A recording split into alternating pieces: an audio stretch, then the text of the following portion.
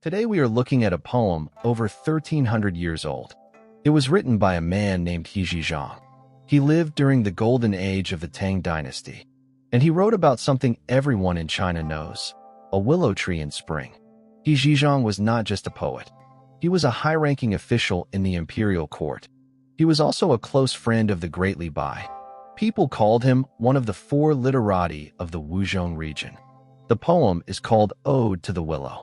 It is only 4 lines long, but every line is packed with a fresh image. Let me read it for you, line by line.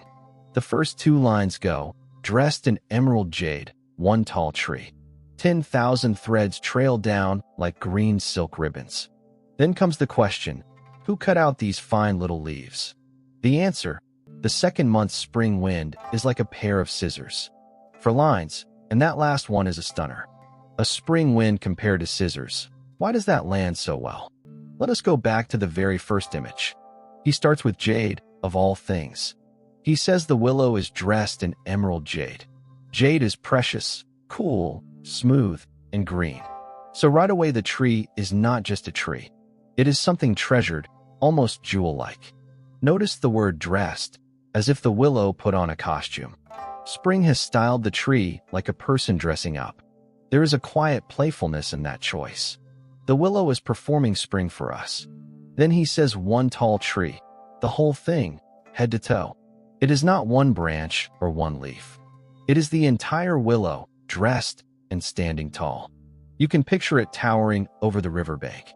The second line widens the view to 10,000 threads. A willow does have countless thin branches swaying down. 10,000 is the poet's way of saying, too many to count. It makes the tree feel lush and overflowing. And those threads trail down like green silk ribbons. Silk ribbons catch the light and ripple in the breeze. That is exactly how a willow moves. He finds the one household object that matches the tree's motion. Then the poem takes a turn and asks a question. Who cut out these delicate little leaves? The word cut is the seed of the whole poem. It plants the scissors before we even see them. The answer comes in the last line. It is the second month's spring wind. In the old calendar, the second month is early spring. That is the moment buds break open and leaves unfurl. And that wind is like a pair of scissors. The invisible wind is suddenly a tool you can hold. It snips each tiny leaf into shape. That single comparison makes the whole poem click. Here is something worth knowing about the poet. He Zhizhang is also famous for a poem called Coming Home.